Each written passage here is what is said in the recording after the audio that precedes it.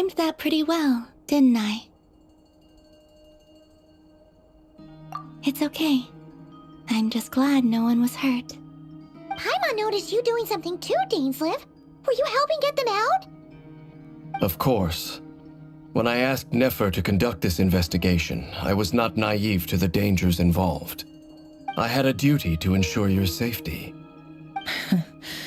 Good to know your sense of justice is still intact after all these years. I take that to mean that you saw the truth. That comes as a great relief. I certainly did. And thanks to your help, I also managed to trap Rerir inside the chess set. Whoa, really? How'd you manage that? Well, to be honest, I sensed that something was wrong long before we made it to the temple.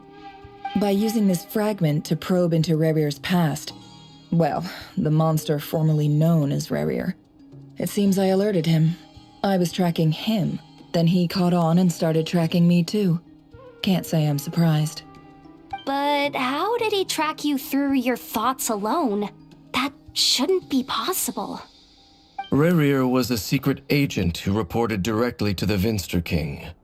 He is an expert at finding a trail and hunting down his pursuers.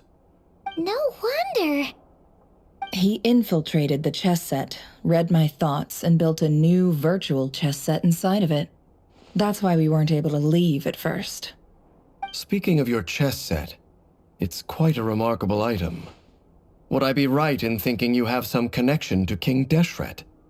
You overestimate me. I only have a connection with one of his underlings, the Ibis King. You all saw how this came to be. A long time ago, the Iab massacred my tribe, the Shimti, in our home village. A few years later, I enrolled in the academia, where some new information came to light. The Unut and the Iab fought a bitter battle over the rights to a well, all for the sake of a non-existent 50 million Mora. The Iab ultimately won that confrontation, but their victory came at the cost of almost every warrior in the tribe. The final blow to the Iab came at the victory feast, when an Unut assassin beheaded their chief right before my eyes. The remaining Iab fled and have been scattered to the winds ever since. Having gotten my revenge, I returned to my hometown, where to my surprise, the nearby temple was still standing. There it was, seemingly immune to the relentless hostility of the desert, while my tribal home lay in ruins. As I stood there gazing at the temple, I noticed a cat just outside. This cat, as it turned out, was home to the spirit of the Ibis King. He led me to a gate deep inside the temple, and there he made a deal with me. This chess set is my gift from the Ibis King. The chessboard within is made to the same specifications as the one in the mausoleum of King Deshret, and represents his power of piercing analysis. With this chessboard in its container, I gained a certain ability to perceive hidden secrets. Now, you could conclude that the Ibis King simply wanted to give the people of this world the power to seek the truth, but I don't believe that's the full story. Every god plays favorites. Their hearts are as fickle as any human's, full of secrets, perversions, egotistical tendencies. But precious few gods are willing to admit this. It is the same with all powerful forces, including fate itself. Their gaze falls preferentially upon a select few. As you rightly point out, this is an act of favoritism. If you're alluding to the Abyss, then yes, I agree. Gather the others. It's time to share everything I've learned.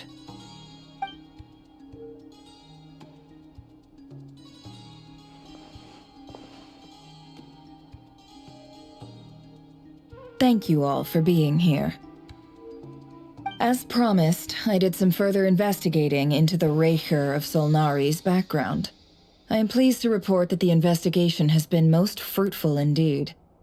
The Reicher of Solnari, real name Rerir, was once a Conrian subject who served the Vinster King. I will now share the important details of his story. Please save any questions or comments for the end.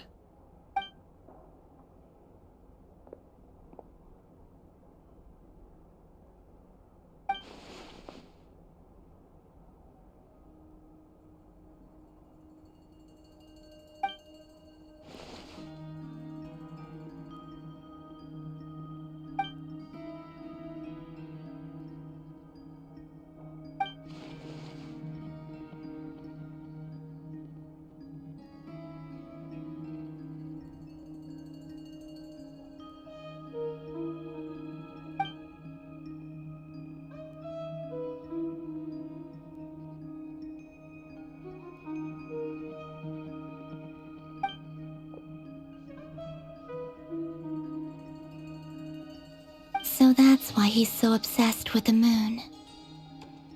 A tragic tale, to be sure. But it does not excuse his many transgressions. No matter how much Rerir suffered in the past, the fact remains that he is what we know today as the Wild Hunt, wreaking havoc upon innocent lives in Nodcry. He becomes more dangerous with each passing day. If left unchecked, it is simply a matter of time before all of Tevat suffers the consequences. This is a threat that the Knights of Favonius cannot ignore. A question for Miss Columbina. Forgive me if this is presumptuous, but have you ever seen the spatial gateway that appeared in Rerir's memory? Never. But I have heard stories of something called the Moon Gate, and this seems to fit the description. Miss Lama, any thoughts on this? In the lore of the Frost Moon Scions, the moon is believed to hold many secrets. Some sources speak of ancient knowledge, others of a gateway to the unknown. The term Moon Gate is one I have heard before, but as is the case with all of our legends, there are no records of any first-hand witnesses. We cannot know whether it truly exists. Then back to Miss Columbina. As a moon goddess yourself, do you have some idea of where the Moon Gate leads to? Not at this stage, sorry. I do hold the power of the Frost Moon, and my strength is recovering well. I can sense that the gate would open at my command, but... But there's more to the power of the Frost Moon than that? Yes. A moon goddess has the right to open the Moon Gate, since it is a path to the moon. But as never mentioned, holding open a spatial gateway takes a huge amount of power. And right now, I need to conserve my energy to fight the Reir of Solnari. I'm afraid this is one mystery we may have to leave unsolved for now. I agree. Better to save your strength. But if you'll humor me for a moment, I have a bold conjecture of my own regarding the world beyond the gateway. I highly suspect that neither Tholindis nor Rerir made it through unscathed. The evidence pointing to this is the fact that the Reir of Solnari exists in the form of countless fragments. With the abyssal power he wields, no ordinary foe can touch him, let alone tear him to shreds. And yet, the Wild Hunt proliferates wherever his scattered fragments lie, drawing hordes of monsters to many different locations across the land. So your theory is that Rerir was physically torn to shreds by some powerful force? Hence, why the Wild Hunt is a distributed phenomenon, rather than a unified one? Makes sense to me. Explains why the Wild Hunt is so pervasive, and why he's been trying to piece himself back together. He was whole to begin with, and he wants to be whole again. Without the power of the Abyss on his side, he almost certainly would have perished the moment he was torn apart. But the Abyss, much like a curse, has kept him alive. I could not agree more. The power of the Abyss is most surely a curse. It is a compelling explanation, and one that accords with my present understanding of Abyss creatures. Whether the life form in question is primitive or advanced, if a curse has extended its lifespan unnaturally, it will continue to survive in spite of everything. This raises some interesting questions. I will run some experiments, and see if there is any validity to my suspicions. That being said, regardless of whether my research bears fruit, I would like to thank Miss Nefer for conducting such a thorough investigation. Already, it has greatly enriched my understanding of the entity we face. My pleasure, Mr. Albedo. I too hope that the information I have shared today proves useful as we look to formulate the next stage of our plan. Hey! What is it, Dainsleif? You look really upset! It's just... when I think of the man I once knew as Rerir, I struggle to understand why things had to turn out like this. The two of you used to be friends, didn't you? I don't know if these words will bring any comfort, but my heart goes out to you. Mine too. We can never know all the hows and whys of the way things are. The moon and stars are full of untold secrets and lies, and the skies are host to many more mysteries than these alone. Yet, none of that can begin to compare with the complexity of human life. Those are the first comforting words I've heard in a long time. Thank you, both. Well, I think this is a good place to end today's meeting. I'm sure Nefer needs some time to recover. She's been through an awful lot today. That's very thoughtful of you, Lama. Of course. Sounds good to me. Take some time to rest and digest before we reconvene to nail down a plan.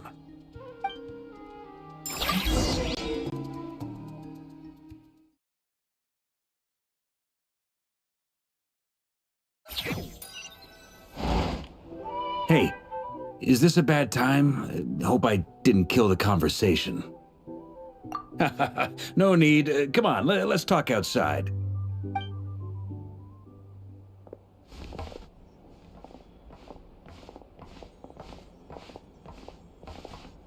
Anyway, Nefer went back to the curatorium to get some rest. But before she left, she shared some things with me that I thought you should be aware of. Firstly, although she managed to trap the Raker of Solnari inside her chess set, there's no guarantee that the power of the Ibis King is any match for one of the five sinners. Their powers are beyond our comprehension. It's only a matter of time before he finds a way to break out. We have to come up with a plan and take care of him before that happens. Honestly, my mom figured that might be the case. So, how long have we got? Well, I asked her that same question. She talked for a long time, but for the most part, it seemed like she was trying to convince me how precious her chess set is. What a long and storied history it has. It felt like some kind of sales pitch, you know? The kind where you end up handing over Mora against your will? Anyway, after all that, she finally answered the question. 2 days, at most. 2 days? Holy moly! Can we even recruit enough help in that time? That remains to be seen. Which brings me to the second issue. Dainsleif is obviously conflicted about this whole thing. But given how little time we have, there's no way we can pull this off without his help. You have some history with him, right? Do you think maybe you could talk to him for us? Great. I appreciate it. All right, on to item 3. So, Albedo, Durin, and I put our heads together and came up with a plan. Can't promise it's gonna work yet, but at least it's a start. We figured we'd bounce the idea off you first. We'll explore it further once everyone's recovered.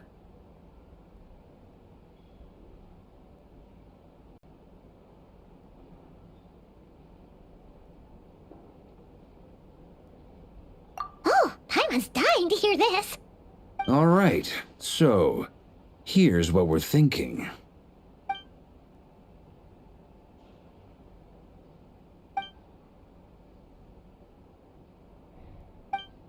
We felt a little uneasy about roping you into this. I mean, firstly, you're not locals, and secondly, none of us are your boss. You're well within your rights to refuse if you so choose. Roping us in? Why would you even say that? We know the stakes here.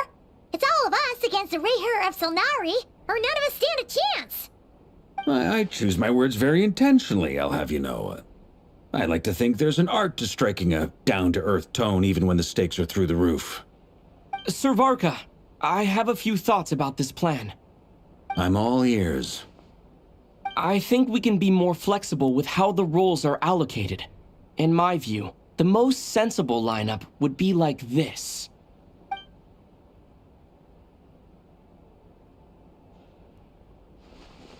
I see your point, yeah. But if that's how we're going to approach this, you'd better make sure you're ready. To be clear, I don't doubt your abilities. Far from it.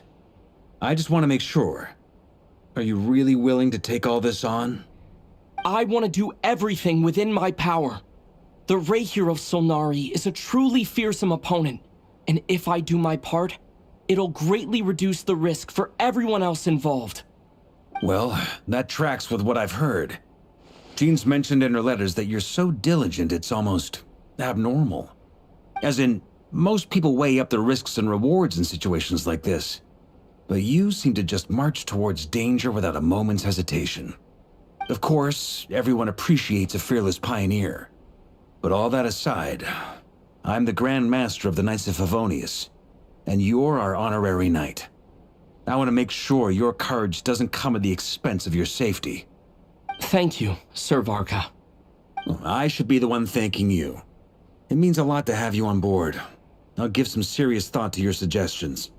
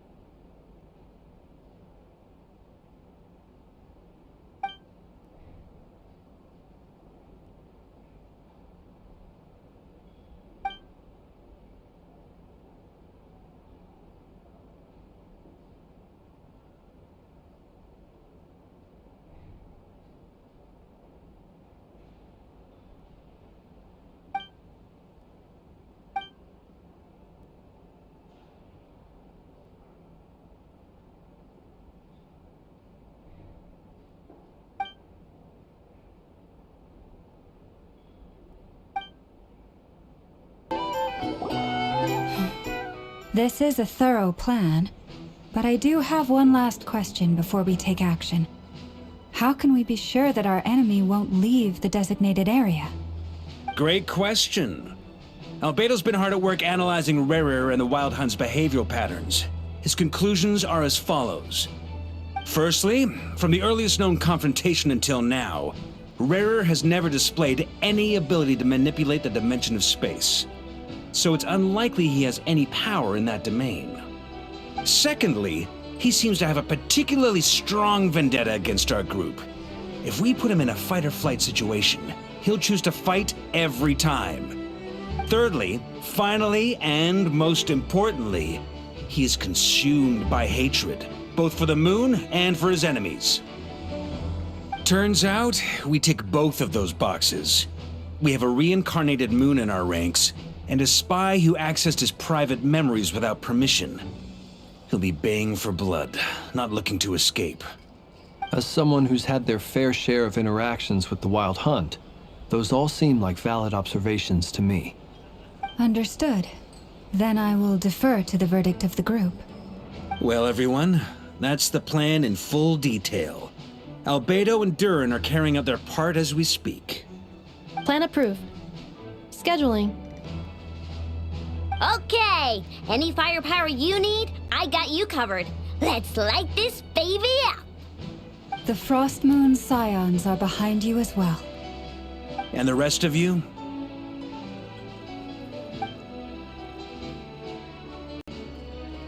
No objections? All right, then it's settled. This is the plan we're going with. Next up, an old tradition of mine. Anyone who wants to back out, now's your chance. Wait, we can still back out of this? Everyone says things they regret, right? I don't want anyone feeling trapped because their mouth said yes before their brain had time to think things through. A very people-first approach. I hear that's common practice in the Knights of Favonius. Who'd you hear it from? D-Luke? Shh. We don't use people's real names at work.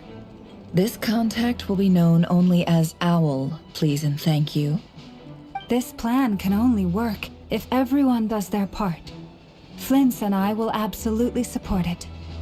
We shall indeed. You'll be glad you accepted our help. Also, you are the last person I expected to see here, Miss Dory. It's not often I get called Dory in a work context. My peers usually call me Lord Sangama Bay.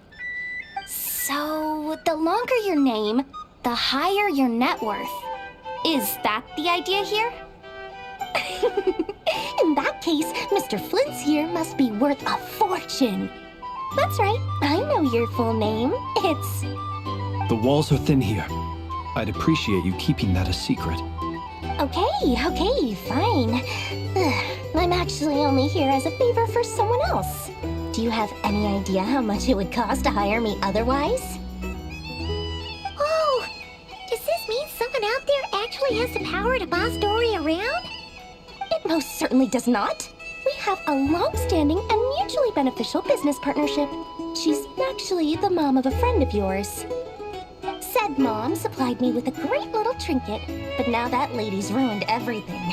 If I don't start building a little goodwill now, my whole business in Notcry is gonna go down the drain! Okay.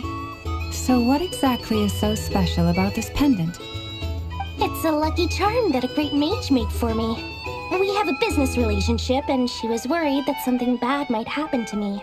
So, she wanted me to have something that can store power to protect myself with.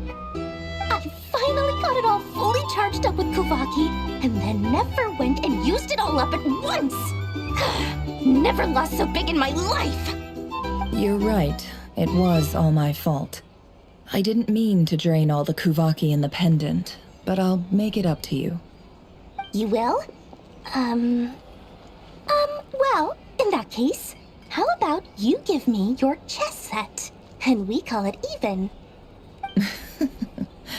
I knew you'd say that. Well, it's yours if you want it. In fact, take it now, and I'll even throw in a free Raker of Solnari. Deal? You're putting me in a difficult position here. It's a very useful thing to have around, but I have a funny feeling it won't be around much longer.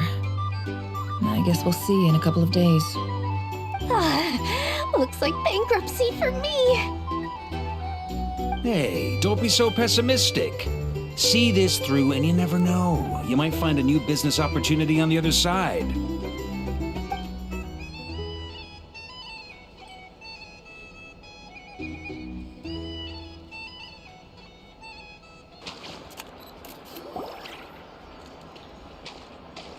Dory! How are things going? Feeling ready? Oh, I was born ready. We only have 2 days. You think Lord Sangama Bay would let an opportunity like this slip by? Don't forget, when something's in high demand, the people with the goods on hand get to charge the highest price of all, even higher than the sellers taking advance orders. Ta-da! See? It's right here. Oh, it's so pretty. Did you make it?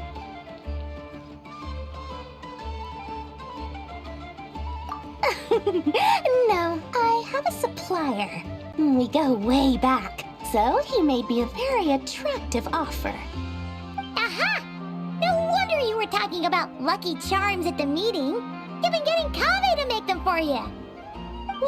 That's not the full story. It actually started a while back as a project between me and the Dendro Archon. Mage Alice once warned me that this world won't stay safe forever. There may come a day when everyone faces a great crisis. I passed this on to the Dendro Archon, and she secretly brought together a research team made up of Sumeru's top scholars to invent a technology that could keep people safe. I won't go into the details because it's all very complicated, but if you want to know more, you can ask the Dendro Archon about it sometime. Anyway, point being, it was the Dendro Archon who asked Kave to build this little contraption. As one of the top Kashar War talents, he was the obvious choice. Took him long enough. He stressed over it for ages. Must have gone through at least a dozen designs before producing a final product. But that's Kaveh for you. Marak delivered it to me a couple of days ago, along with a letter from Kaveh. Could I ask why I'm sending this technology to you? And what's your proposed use case? Has it been approved by the relevant authorities? So nosy. My fault for sending him the research permit to begin with. Surely Nahida must have told him you were involved in this project. He was probably just nervous because you're always so secretive about your business. Could be. Anyway, I just replied, let's hope there never has to be a use case, because it would involve grave danger. Fair enough. But it sounds like he was just being cautious. He probably felt responsible as the one who made it. Or maybe he was asking as a favor for his housemate. He's done that before. Not sure why, though. His housemate doesn't seem to really care that much about this kind of stuff. Either way, all's well that ends well. I'm just glad to finally have my hands on the product. I wouldn't want to be without it, given the potential dangers that lie ahead. Huh? What does that look mean? Paimon's just super surprised. This must be the first time we've ever seen you actually get serious about something.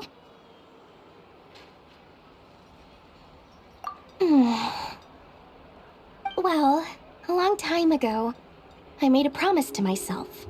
I promised that I was gonna live every day of my life with a big beaming smile. Obviously, Mora plays a big part in that. But there are always gonna be times in life when you have to give something back. That could mean paying back a debt, returning a favor, or showing some kindness. Alice has been a huge help to me over the years. She was the first investor I ever had. And I want my investors to know that Lord Sangamabe is the best in the business. And more than that, no one knows what the future will bring. Whatever happens, I want to make sure the Dendro Archon and all of Sumeru is prepared to face whatever comes.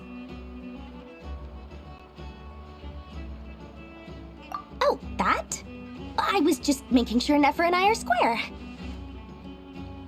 Don't be thinking it was some sort of benevolent act. I'm no saint, so don't treat me like something I'm not. My priority is doing the business that I want to do, so long as my conscience lets me, but it usually does. That's the Lord Sangamabe business model. Alright, if you say so. I do say so, and that's the whole point. I'm a businesswoman. Don't go trying to figure out what kind of person I am. You'll exhaust yourself. Much easier for everyone involved if you just take my word for it. Oh, and could you two help me get this stuff where it needs to be? Thanks so much. You're my favorite assistants.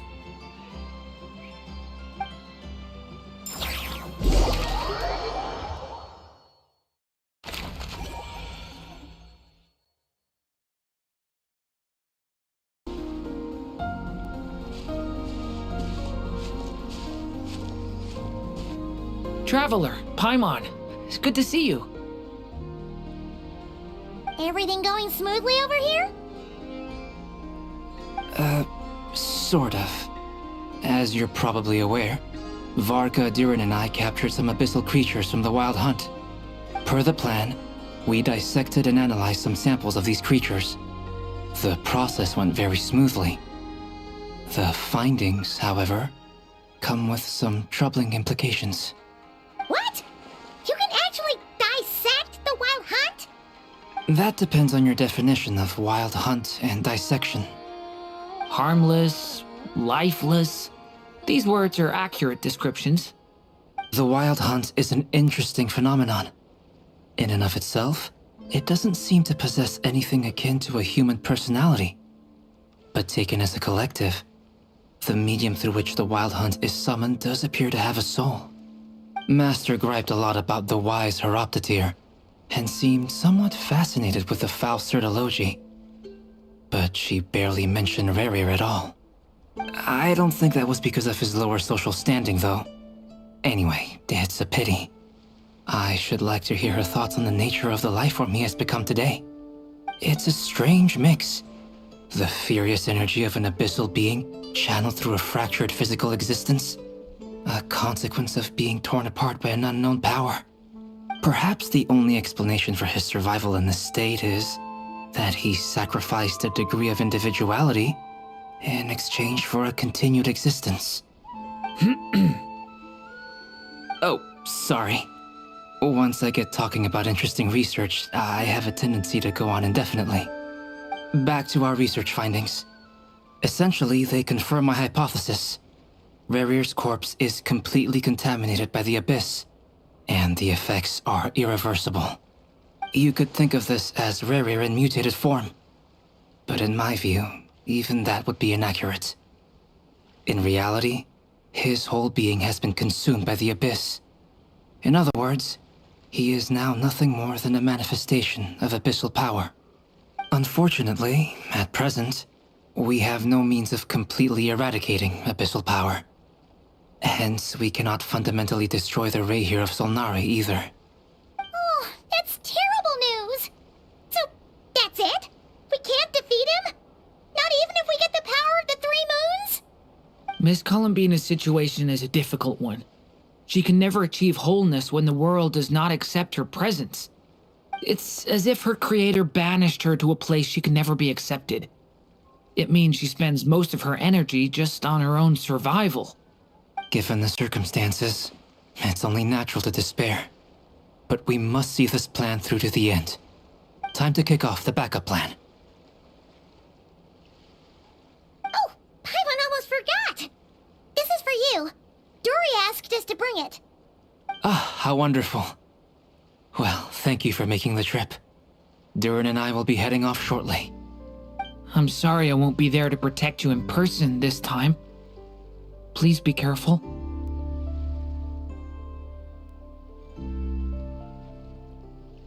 All right then. Stay safe.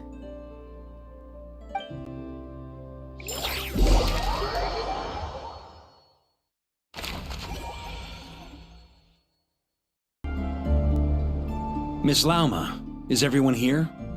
Yes. The fate of my flock is in your hands, Grandmaster Varka. Please keep them safe. My lady, what are you saying? Within the next 24 hours, we will face the biggest crisis the world has ever seen. This is not a burden that we deserve to bear, but I believe that we reap what we sow in this life. So I intend to act. I must do what I think is right. For me, that means fighting for the future of Nodcry. This gentleman is the Grand Master of the Knights of Favonius, Varka, Knight of Boreas. In my absence, please follow his lead. Hey, everyone. Guess I should introduce myself. Well, to start with, I know my way around a battlefield. Biggest strengths are honesty and hard workingness. Anyway, point is, I don't intend to let Lauma down. I'm gonna do everything in my power to keep every last one of you safe and sound.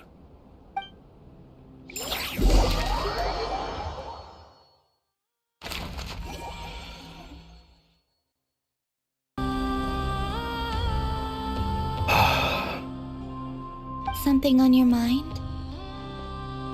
Miss Columbina, was it? I believe that's how the others addressed you.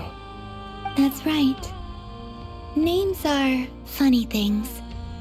Have you always been called Dainsleif? Yes. I take it your own name has a more complicated history. I have a different relationship with names than other people. To be honest, I'm not even sure that Columbina is my name. At least, not in the same way that Dainsleif is yours. But it's what everyone calls me, and I go along with it. A lot of my life has been that way. I get so used to things that I forget to question why they are so. I never used to think much about where names come from. or what they mean to people. Maybe something's wrong with me. You're different from other people. I sensed it the first time we met. You're more perceptive than most. I'm sure your long life and rich range of experience explains that. Do you ever find yourself missing Conria, Mr. Dainsleif? Difficult to answer. I have dreamed of the past many, many times. Sometimes I'm fighting tooth and nail. Other times I'm lying on the ground, defeated. I don't recall any happy moments from that time. It has been too long. Is that because hatred survives longer than love and affection? That would not be for me to say. I make no excuses for the grudges I bear. But whatever the reason, I remember little that was beautiful or sentimental. Thank you for your help with the Rerir situation. Without your efforts, I never could have learned the hidden truth of his story. You're welcome. I know he's your friend. Friend? He betrayed me. And I never really understood what he was going through in life. Some friendship, that is. Okay. So, do you plan to fight him with us? You see, you're torn. Now you know what really happened. You see the things he's done in a new light. I need some time. Of course. I completely understand. Anyone else in your position would feel conflicted too. Actually, I went through something similar myself recently. Something happened that changed my perspective on a situation. A situation I took for granted at the time, but now I feel very grateful for it. You mean the Harbingers who still support you, even though you've left the Fatui? Yes. I always thought they were only helping me because Harbingers are forced to work together. But then I abandoned them. A warrant was even put out for my arrest. And even now, they still support me. Which means I was wrong about them all along. Clearly, they view you as a friend. I feel a little guilty now.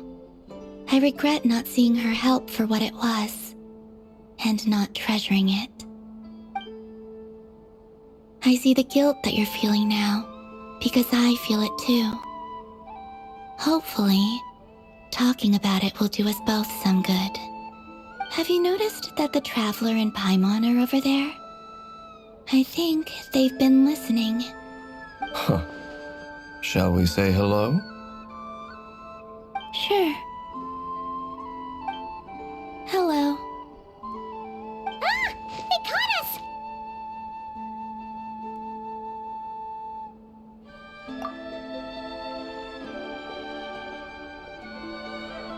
I apologize for making you worry. No doubt you wish to know where I stand on the plan to take down the Reir of Solnari. I'm afraid I need a little time, but I will seriously consider joining you. You will? Oh, thank you so much! Everyone will be so grateful to hear that! They needn't be. This was something that I was going to have to face up to eventually. That doesn't matter to them. They're grateful to you regardless. You can't control their gratitude, so just accept it. And then, have a think about whether you're willing to join us.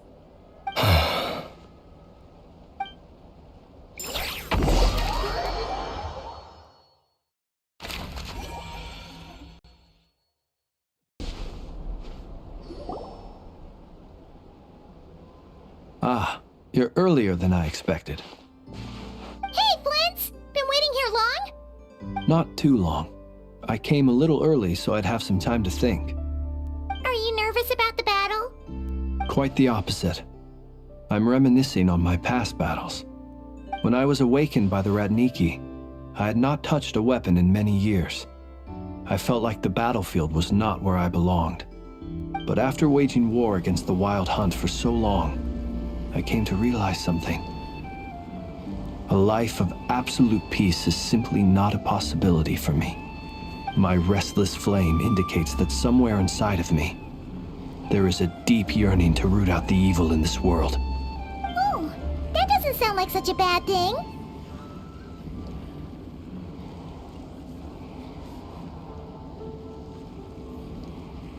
Well, in the past, when I was a Fae whose primary concern was hibernation, it was hardly ideal. But it certainly serves me well here in the present. And I am delighted to be able to join forces with you in this endeavor. Looks like I'm not the first to arrive. Ah, Miss Lauma. Did you sleep okay last night? I struggled to settle down at first because of the nerves. But don't worry. I got enough sleep in the end. I'll be just fine. Please, I'm just doing my part.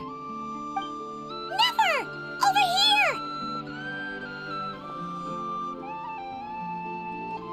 here! Ino asked me to relay a message. She said Anefa will be on high alert and keep a close watch over all secondary districts where defense is required, providing support as necessary. Meanwhile, Ino herself will provide range support to us directly, using her latest invention. Excellent. My thanks to all involved. The chess set's looking a little unstable. It won't hold him much longer. We should be prepared to engage at a moment's notice. No sense sitting around waiting. Let's make the first move while we still have the option. I agree. Paimon, find a safe hiding place. Got it! Be careful, Traveler! I will.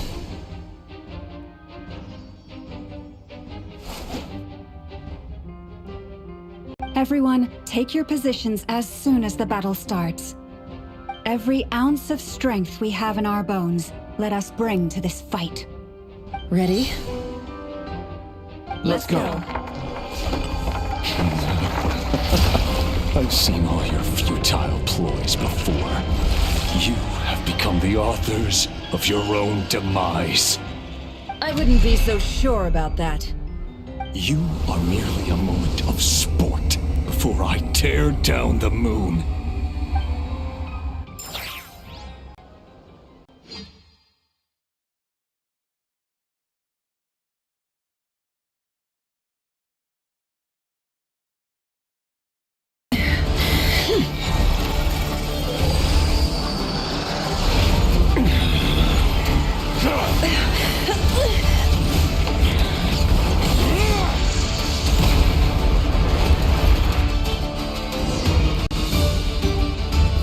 The only way to defeat Rarer is to borrow his own power. That means Columbina will have to disappear while you two bear the brunt of his attacks. You have to hold on. Find a way to keep him focused on killing the two of you.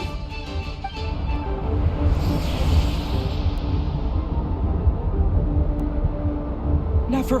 Your eyes are bleeding!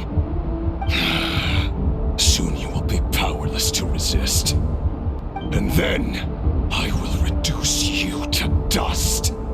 But that dust will plague your memories. Come on, keep holding on. Any other tricks up your sleeve? Let's see them. As entertaining as they are. You've backed yourself into a corner.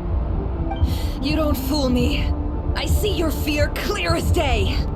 I have to stoke his rage. Make him unleash everything. You fear what you could never defeat.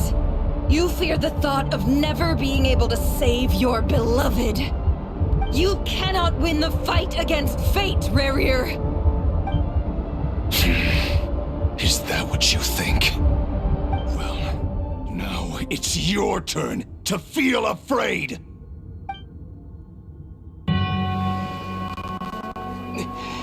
You fear the sound of your own name? Is it us you hate? Or is it what you've become? Let's see what becomes of you!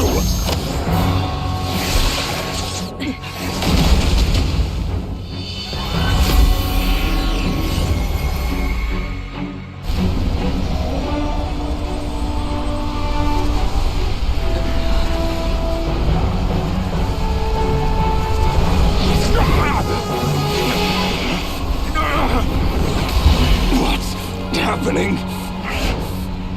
That power. I've seen it before.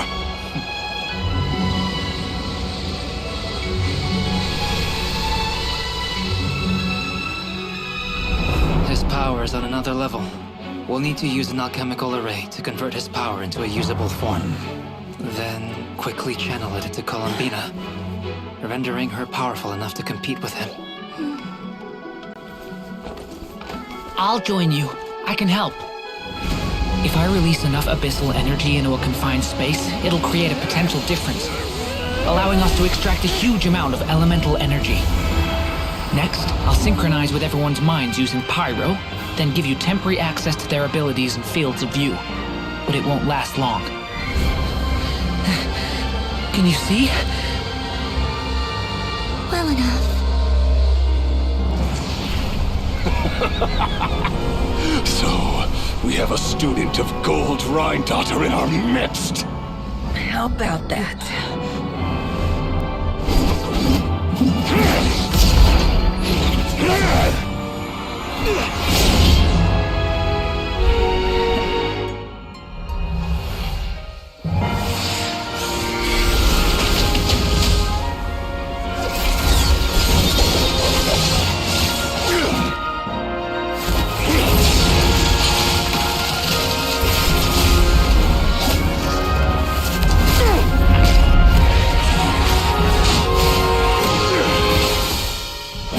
You use my own power against me?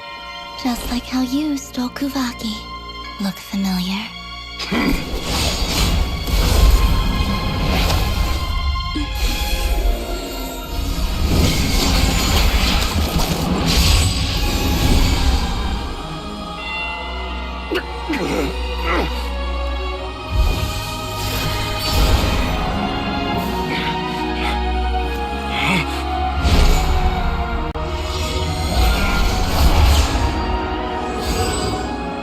Don't you realize? You don't have the power to hold that gate open. I don't, but someone else does.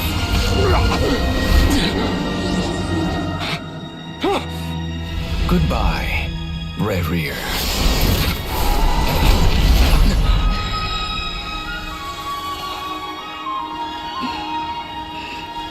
We won.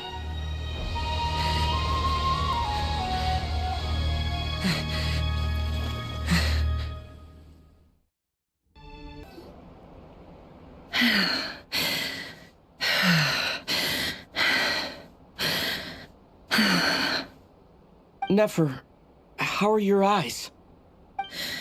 They're fine. Apart from the blindness, of course. It's not too late. Let me handle it.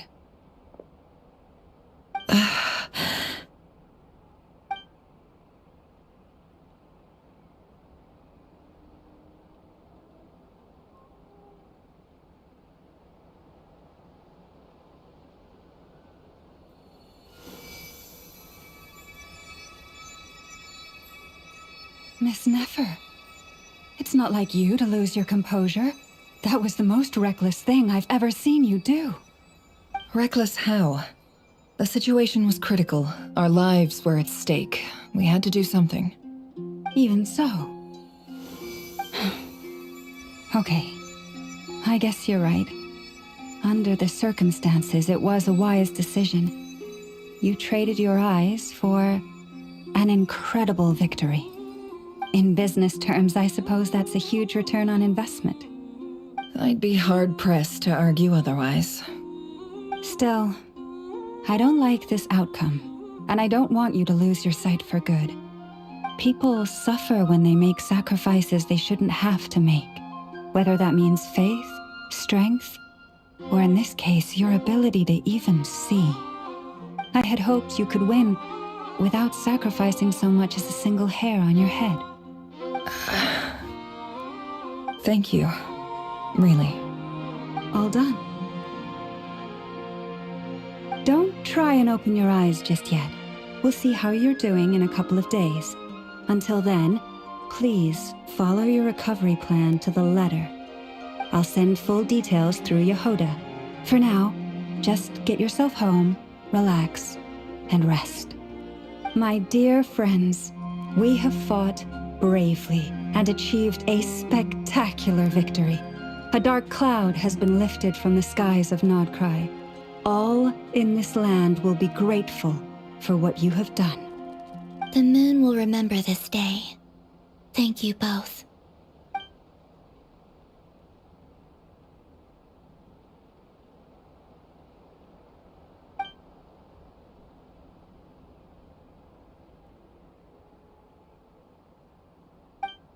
There's something I want to let you know.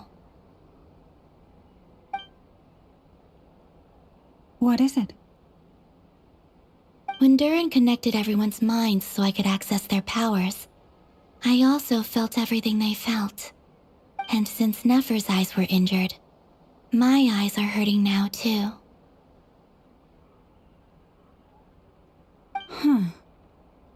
Hold on. Let me try. I only feel the pain. There's no actual damage. I just thought I should tell you. You're right. There's no damage. That's a relief.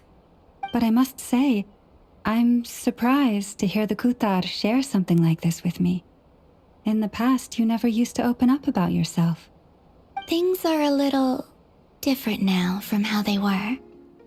I'm learning to share how I truly feel with my friends. Friends? You have no idea how glad I am to hear that.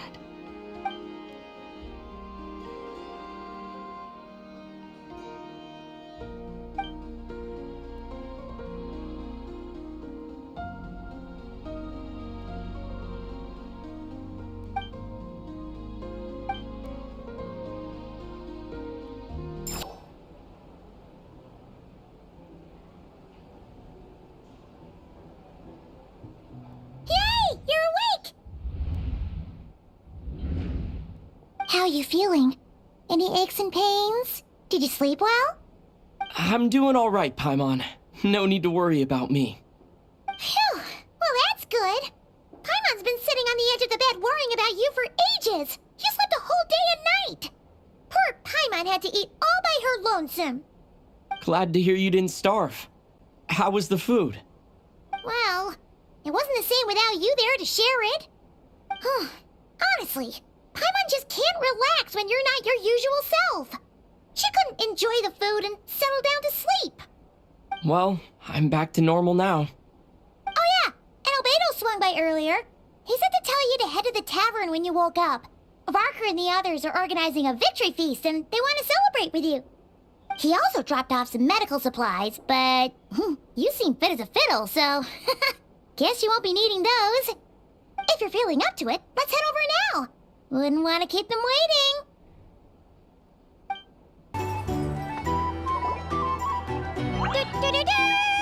We're here!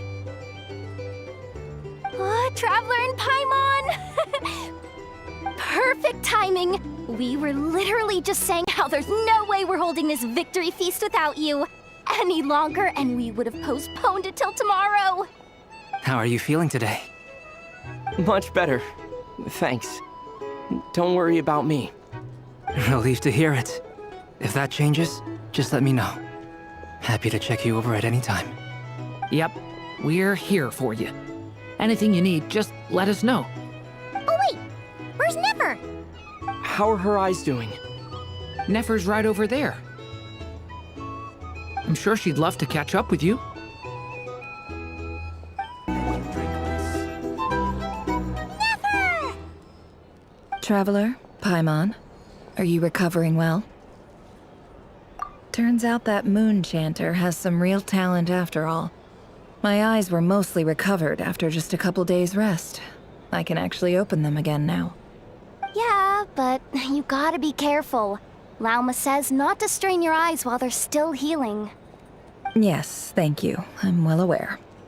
Yehoda, could I borrow you for a moment? I could do with an extra pair of hands. Oh, sure. Coming. Did you hear that? I gotta go help Lauma for a second. You guys chat among yourselves. I'll grab us some drinks on the way back. Paimon, you still like 'em sweet? You bet. Make it extra sweet, because Paimon's earned it. Sure thing!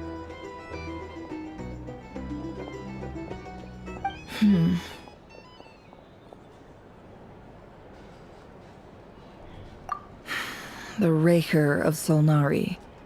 Kind of a snake, don't you think? No, definitely a snake. A poisonous one who spewed his venomous hatred everywhere. Anyone who seeks revenge out of hatred for other people has become a snake. That's something my dad used to say. Perhaps. I'm sure it sounds like a very wise and open-hearted perspective to your ears. But me? I think hatred is a perfectly justifiable emotion. What else is left when everything you depended on in life gets stripped away? Something's gotta fuel that drive to keep on living. If you're worried about me, you can nip that in the bud. I'm not someone who gets stuck in the past. It's just... I suddenly feel like I was wrong to call my father a liar. He was just a fool. That's why the Academia turned their back on him, and why the other tribes ganged up on him. Oh, Father. How much better things could have been if you were a skilled liar. Look at the Ibis King. Thoth is a fiendishly cunning liar. And yet, strangely, he feels more like a father to me than my real dad ever was. He's never brought it up, but I'd bet he feels the same way. Why else would he give me the power to perceive the truth, while at the same time training me in the art of deception? Well, King Deshret banished him to Aru, which is essentially a prison, and posed 3 questions to him. He promised that he'd have his freedom if he could find the answers. His response was to take on a physical form and approach me, hoping that I could become his envoy and search for one of the answers on his behalf. Did he really think I'd fall for that? He's stuck there. He can't make me return what he gave to me. So that's enough for you to decide he's nice, is it? He's a prisoner, and he was scared. So he decided to perform some good deeds to win people's approval. He lives in fear because he's a deceiver. How is Rerir any different? You can't work as a spy your whole life and expect a happy ending. It's preposterous. Yet I can't say I don't understand it. Liars live in the darkness of their own making, but it's still human nature to want to go on living. They say that a liar's soul is the most worthless thing in the world. What do you think? Good. If you understand that, it means you're smart, and you see things objectively. If you ask me, the soul of a liar really is worth nothing, because all they care about is themselves. For example, when something good falls into my lap, I don't go sharing the news around. Stops other people trying to steal it from me.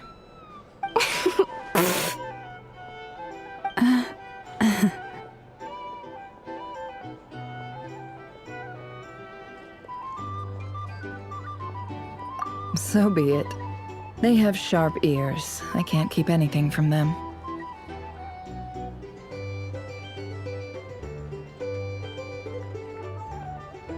Wow, is that what it looks like?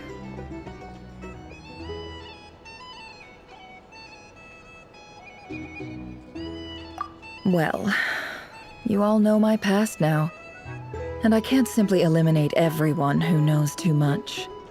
So I guess I just have to put up with you. For the foreseeable future, at least. When you find yourself in a situation you can't control, the safest play is to keep calm and start monitoring everyone involved like a hawk. In the intelligence world, you need to have a sense of perspective and play your hand accordingly. If you understand what's at stake, please ensure my secret is safe with you. I trust you'll respect my wishes as a friend. But don't forget, I will also be watching you like a hawk. Very good. Oh, wait! Now that the panic's over and we've all calmed down, Paimon suddenly remembered something. After all that build-up, our mystery ally never showed up even once.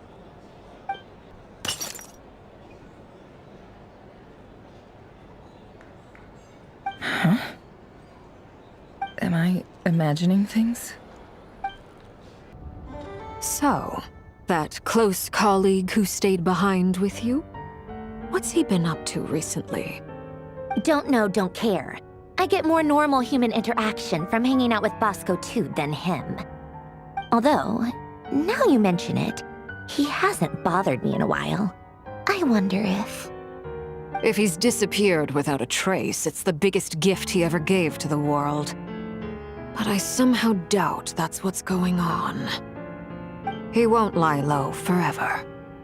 So we'd better stay on guard.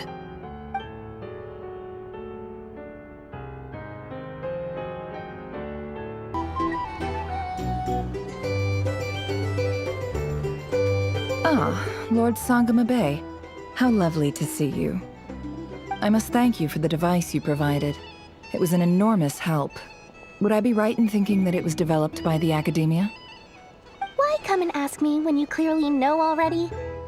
I mostly came to thank you. That's more like it. A little gratitude goes a long way with Lord Sangama Bay.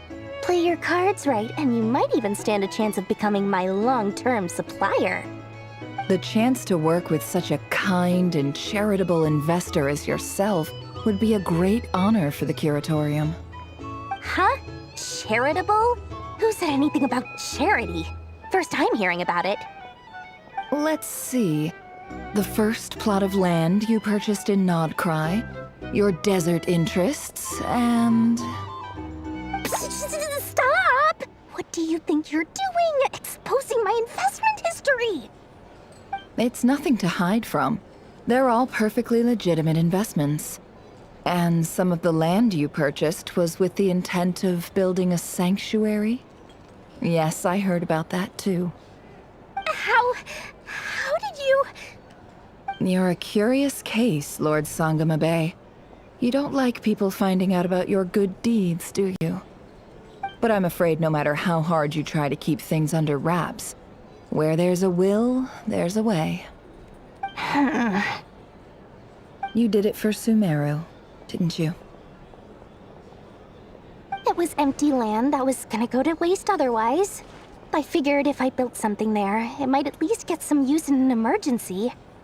Disasters are capricious things. They strike without any warning.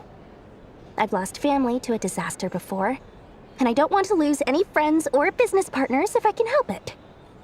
My elder sister used to dream of finding a sanctuary. Somewhere with plenty of food, water, and medicine. Where everyone could live happy lives. It was something I looked into, but after discussing things with the Dendro Archon, I decided on a more effective strategy. The tech people handled the tech, and Moneybags provided the Mora. It just made the most sense. It's a pity that so few people know the truth about you. Everyone says that you view everything in terms of Mora, and all you care about is growing your own wealth. So, what's the problem with that? Everyone wants to be rich. It's human nature. So yes, I love Mora, and it's nothing to be ashamed of. But surely you have dreams of your own beyond just making Mora. You don't get it, do you? My dream is to invest in other people's dreams. And, you know, make a nice little slice for myself along the way. Just thinking about it makes me happy. That sweet, sweet sound of Mora. Thank you. For the device? And the pendant. Oh, that. I was just returning a favor. Don't worry about it. Seems like we've both been away from home for a very long time. Yeah. So long that I barely remember what my family even looked like. That would be your mother, father, and sister? Yeah, though it's been years since my sister passed away.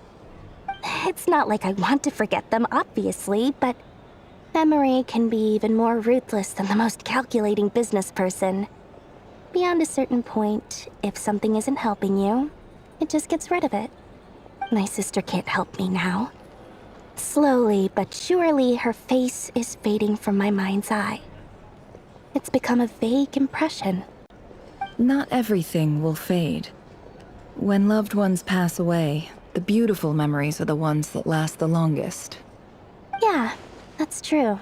If you ask me, that's the one silver lining in all of it. Well, that, plus, I'm sure that life is much better now than it was back then. Oh, absolutely. I have tons of Mora, a big beautiful house, business is booming, and I'm as happy as can be. You've got a lot going for you too. Boss of the Curatorium of Secrets? I'm sure there's plenty of Mora to be made in that line of work. I appreciate the vote of confidence. How have you been holding up? Any adverse reactions? If you start to take a turn for the worse, make sure you tell me right away. You don't need to worry about me, Grandmaster. I'm fine. I mean, I barely did anything, so... What? You're too humble, young man. You played an indispensable role in the battle for Nodcry. We can't thank you enough for your support. Sometimes, when people praise you, it's because you deserve it. The best thing is to accept it calmly and with grace. It's important to learn how to respond to words of admiration. Let's do a quick demonstration. Albedo, that was an incredible feat of alchemy. The pressure was on, but you worked flawlessly at lightning speed to get the job done. Thank you. I can't take all the credit, though. Durin played a big part in forming the alchemical array. See? Did you catch that? A masterclass in how to take a compliment. Okay, yeah. I did work pretty hard to help prepare for the battle. No point denying that. Hey, you guys!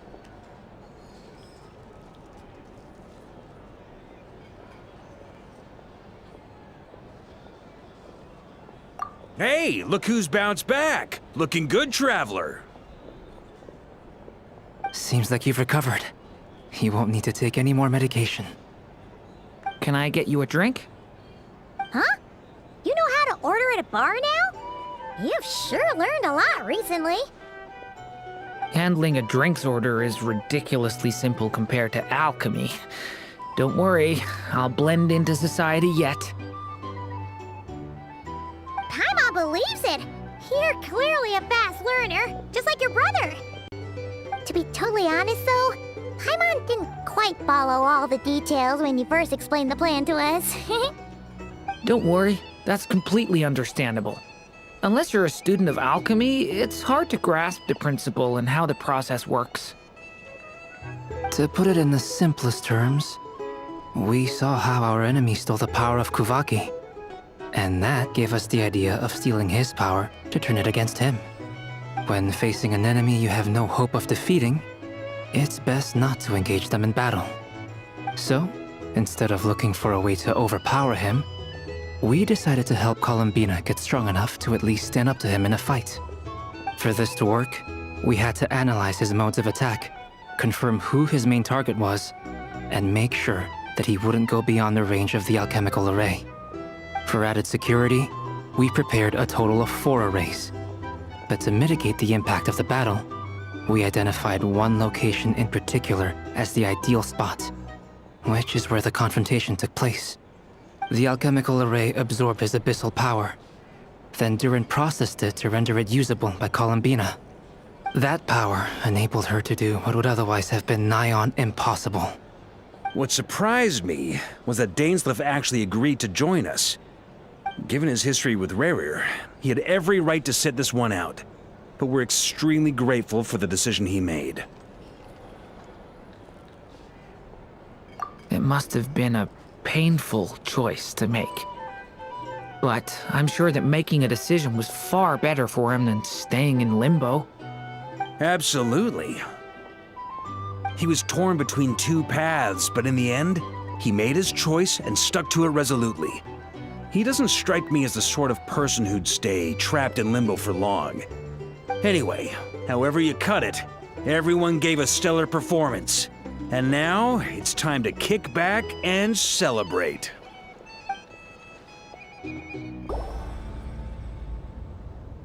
That's the only reason you're here. Yes. I've thought a lot about it. And I've realized that you, me, and Arlecchino should be friends. I think this is very important. So I felt I had to come and tell you. Well, this is a new one. I'm so moved. I can't even hold my teacup. If that's all, you can leave now. Do you not want to be friends with me? Or is it that you prefer being co-workers? What is this, Columbina? Are you deliberately testing my patience threshold? Right now, my politeness module is active. But if you say another word, I swear I'll shut it down. If your politeness module was active, wouldn't you say the word please at some point? Polonia, please see Lady Columbina to the door. Will you still invite me to your next tea party? What? Yes, I think you will. Bye-bye, dear Sandrone.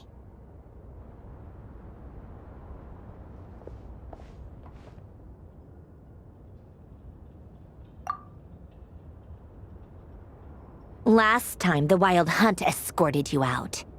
Would you rather I handled it myself this time?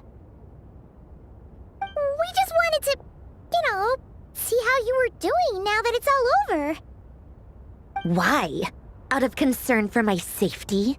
I hope you didn't seriously think that the Rayhir of Solnari would be able to lay so much as a finger upon me, given how prepared I was.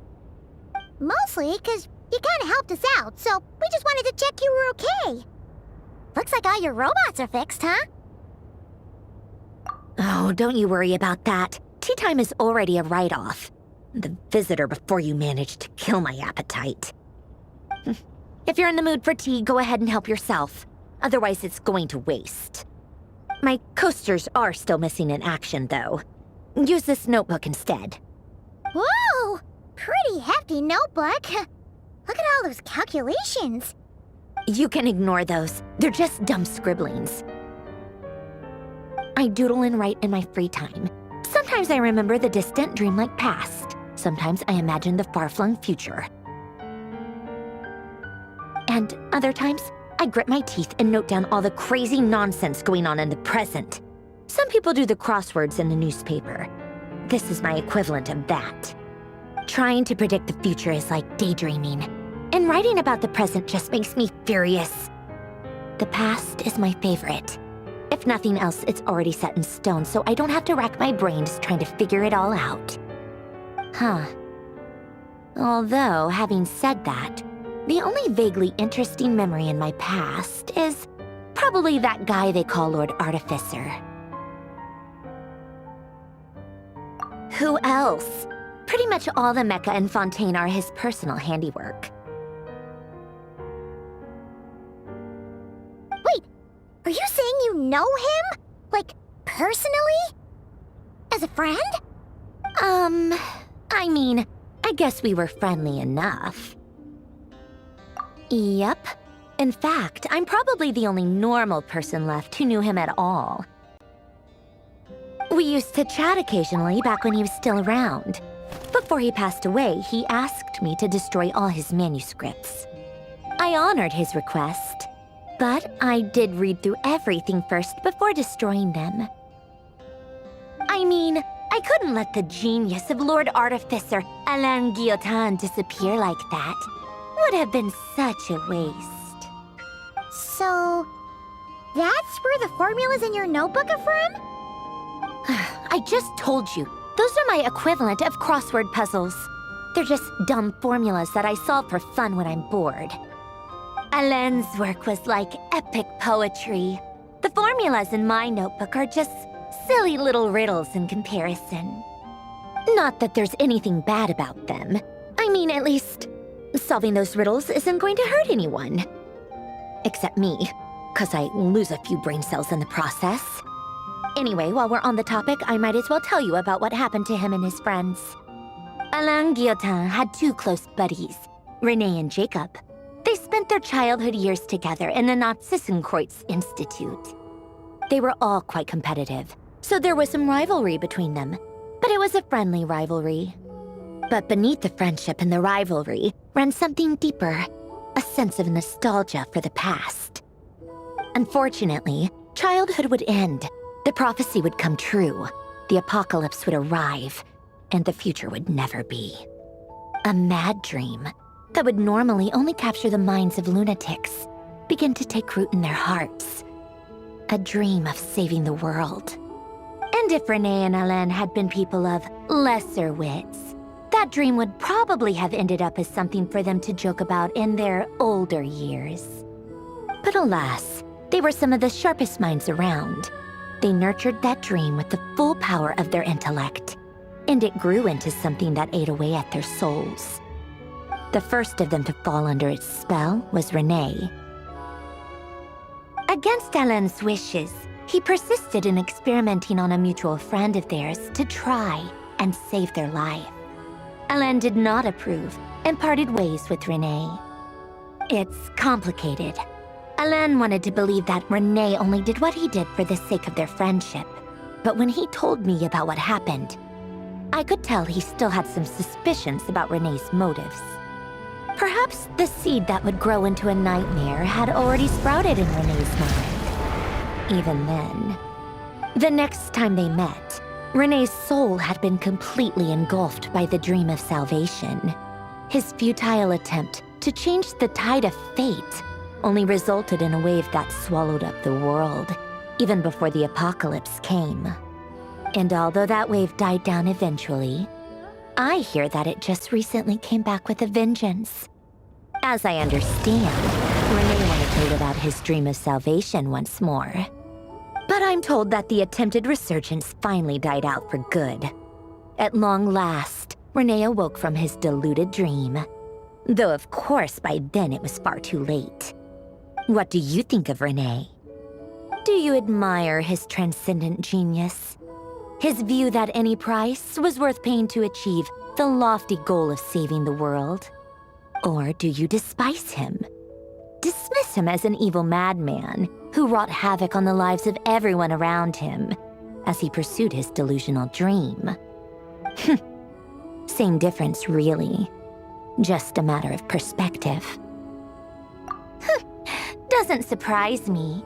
You share one thing in common, after all. You both want to be the savior. The only difference is, your dream came true, and his, well, he wasn't the one who made it come true. I don't like fanatics who give up their whole lives for their ideology. Nor do I like fools who let their delusions take control. Maybe I could understand if Renee had just been an ordinary person. But he had a sage-like intellect, and still managed to get himself lost in the labyrinth of his own desires. Anyway, that's enough about Renee. Now, moving on to Alain Guillotin, the Lord Artificer. He managed to put a stop to the first storm whipped up by Renee. But after that, Alain lost his friends and family. To his credit, I suppose, the loss of his family and friends was purely a tragic accident. It's not like Alain sacrificed them for his cause or anything. After that, the only thing supporting his work was the same dream that had dragged his closest friend down to the abyss. But although the desire to save Fontaine drove him to found the Fontaine Research Institute, Alain continued to reject any form of transcendental knowledge or power. He was suspicious and fearful of it, having seen the way it had affected his closest friend. I think that formulas and machines derived solely from human intellect were the only thing that gave him a sense of spiritual comfort. Yet Alain's intellect was simply too great. It barely left him space to breathe in his lifetime. Once he realized that the end of his life was approaching, he finally accepted the truth. The Narzissenkreuz Institute needed someone, and a human being, to see its story through to the end. He quit working on his formulas, trading them in for the fairy tales that had played such a formative role in his childhood, but which he barely touched in his adult life. He told me that the director of the Nazissenkreuz Institute used to read those fairy tales to the children as bedtime stories. Apparently, they worked wonders at sending kids off to sleep. I think that all he wanted at that time in his life was to be able to sleep deeply without being plagued by depression. By that point, nothing else really mattered.